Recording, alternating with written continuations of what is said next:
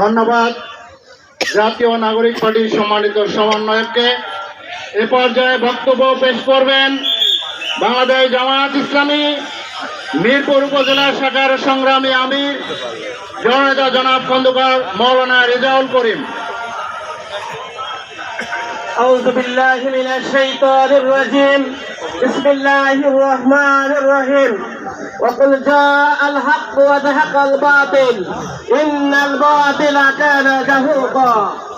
প্রান্তীয় সংগঠন বাংলাদেশ জামায়াত ইসলামী আয়োজিত আজকের 11 দলীয় জোটের নির্বাচনোত্তর আজকের এই মিছিলোত্তর সমাবেশের সম্মানিত প্রধান আকর্ষণ আগামী দিনের 12 ফেব্রুয়ারি নির্বাচন হলো। 12 তারিখের নির্বাচন দাঁড়িপাল্লার পক্ষে কারা আছেন?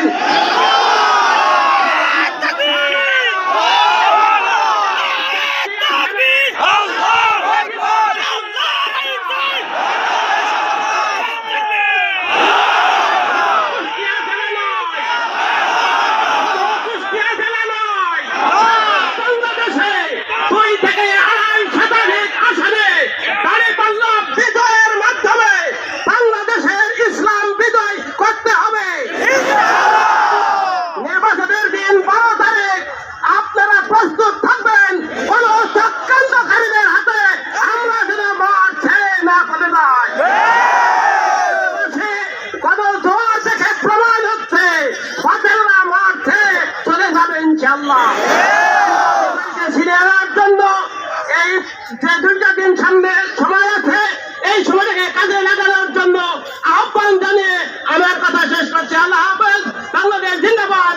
বাংলাদেশ 11 দলীয় জোট জিন্দাবাদ। দাঁড়িপাল্লার বিজয় হোক, ইসলামের বিজয় হোক। শহীদদের আত্মার মাগফিরাত কামনা করে শেষ করছি। আসসালামু আলাইকুম।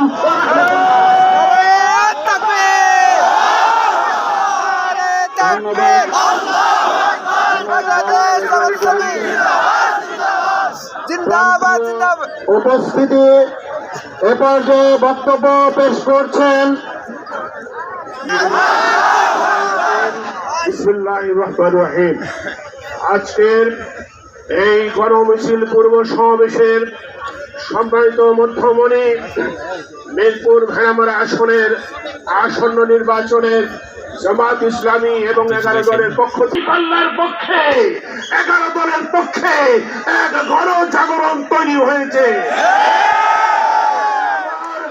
আমি সারা বাংলাদেশের রিপোর্ট জানি, শুধু খুলনা থেকে ওই সিলেটের জকিগঞ্জ পর্যন্ত আজকে আমরা দেখেছি 11 দলের নেতৃবৃন্দ আজকে জামাত ইসলামীর আমিরের নেতৃত্বে যে জোট করেছেন, এই জোটটি বাংলাদেশের আপামর জনতার জোট। আমাদের জোটের মূল স্লোগান হচ্ছে চলো একসাথে বাংলাদেশ গড়ি।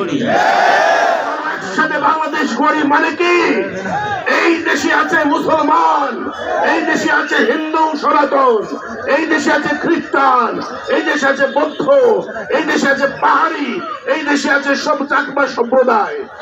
সমস্ত সম্প্রদায়কে নিয়ে এক ঐক্যবদ্ধ বাংলাদেশ গড়ব আমরা ইনশাআল্লাহ।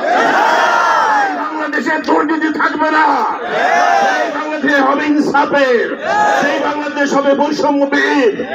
আসুন, আমি কথা বাড়াবো না, শেষে একটি কথা বলতে চাই। মামুন হক সাহেবের আব্বা পিতা জনাব শেখুল আজিজ আল্লাহ আজিজুল হক 1996 সালে এই মিরপুর পুরাতন বাস স্ট্যান্ডে এসেছিলেন। আমি সেখানে উপস্থিত ছিলাম। খেলাফত মল্লিক সহ আজকে হেফাজতের যে কেন্দ্রীয় নেতৃবৃন্দ ঐক্যবদ্ধ ভাবে জামাত সহ 11 দলকে জয়ী করার জন্য তারা সিদ্ধান্ত নিয়েছেন। আপনারা জানেন ফটিক শহীদে কতদিন হেফাজত ইসলামীর আমির সম্মানিত আমির জনাব মাওলানা বাবুনগরী সাহেব মহিবুল্লাহ বাবুনগরী একটি ব্যক্তিগত তিনি ওয়াজ মাহফিলে একটি বিচ্ছিন্ন কথা বলেছেন। এটা হেফাজতের কোন কেন্দ্রীয় সিদ্ধান্ত নয়। খেয়াল রাখবেন, এখন মৌসুমী অনেক কথা বাজারে